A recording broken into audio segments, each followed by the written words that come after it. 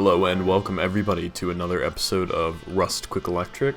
I'm coming with you today with a rather basic and kind of archaic electricity-based trap, but I found recent practical use for it and have found it to be a rather cheap and easy startup trap base for a new wipe.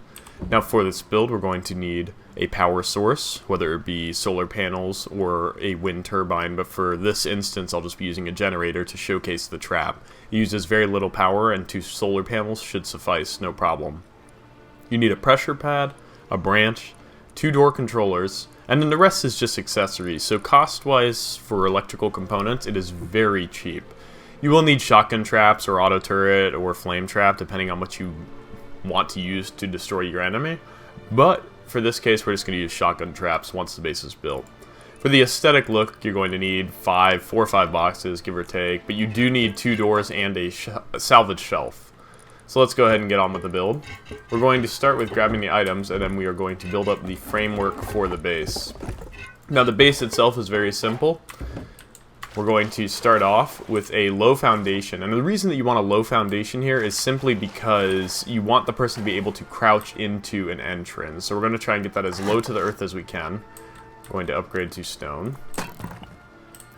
This will be our trap entrance. So then, this is the portion where you want people to crouch up into. So we're going to have the bait loot room here, which means that we're going to have a window, because you want them to think that they can get in, but it's not the easiest jump in the world right off the bat, so you're going to stall them for a bit with that. You're going to build up the floor. I'm going to go ahead and upgrade all this to stone. And actually, before you put up this wall, you're going to want to do a shelf. You'll need an extra shelf if you plan to do it, or you could just do simply boxes on the floor. We'll go ahead and grab an extra shelf for now, for just demonstrative purposes. So we'll go ahead and set up a shelf at the back, like so. We'll throw up our bait boxes. And these aren't going to be the prettiest, so I apologize. Like so, and like so. Now we'll go ahead and put up the window. We're going to put up a wall here. And we're going to put up the other salvage shelf right as close to the foundation edge as we can.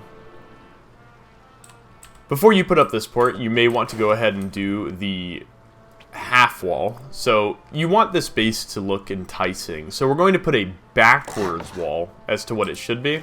And then we're going to put the other one, and then we'll go ahead and destroy the first portion. We'll just remove it like so. You will then upgrade this wall. So it appears as if somebody may have picked in through the wall and begun to raid it, but then simply ran out of materials. We're going to finish up the rest of the base now. And then you need 2 wall frames. So let's go ahead and upgrade.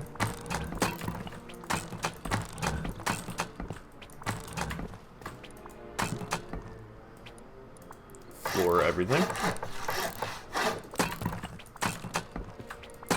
Cost-wise, this base is cheap. You can throw in a TC in this room, but for demonstrative purposes and for just your own creative imagination, I'm not going to place anything other than necessities for now. You're now going to place this shelf as flush to the back wall as you can, like so. If I can get it any closer. My novice building skills, like that. And you're going to go ahead and place one of the boxes right here, blocking off one of the entrances.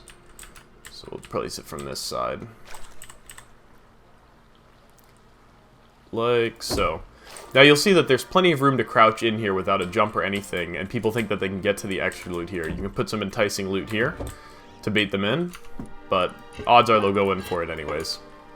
You're going to set up your 2 doors, and this part is important. You need to make sure that this door opens outwards, and you need to make sure that this door opens inwards, like so. So they should both open in this fashion. As far as the wiring goes, we're going to set up a power source, which in your case it'll more likely be a solar panel setup on the roof, which can be hidden with half walls. Now this part is important. You need to make sure that you have the pressure pad placed directly above the area at which point they would be crouching under. So right about here is where you are. So you'll see that as you go under, you trigger the pressure pad itself. You'll hear the click as I exit the area. meaning that it's triggering from beneath, but you can't actually see it while it's there. Next, we're going to have our branch and 2 door controllers. We'll just set up the branch in the middle here, and we'll pair each door controller independently. You pair door controllers by pressing E on them. And then you lock them following that. But for this, I'm not going to be locking it. We're now going to begin the wiring. You want your power in, and you're going to have it go to the back wall and up. Through here, up the wall, so it's all relatively hidden. And then you can have it come down into your power source. We're then going to have the power out do the same thing. Come up, get hidden, go through here, across, down into the branch. We're going to branch one side out, across into door number 1, and then we're going to have the other branch come across and down into door controller number 2. And that's it. This is simple, ladies and gentlemen. Simple, and it works. So now, demonstrating, when somebody comes in and they activate it, the shotgun traps will begin blasting them from this door, and they can't get out panicking because this door will open as well. If they continue forward, the shotgun traps will have killed them by then, but even if they try to exit again, it's not possible with the door there, as showcased in the beginning clip. That's all I have for you today. If you guys have any questions, certainly let me know. We have a Discord that we always welcome people to ask questions and contribute their own. And I do want to say one little extra tip with this build. If you wanted the door to permanently lock, use a memory cell versus just directly wiring it to the branch. The memory cell will trigger, and until reset, the doors will remain open. I wish you guys the best day, and I'll catch you next time. Thanks.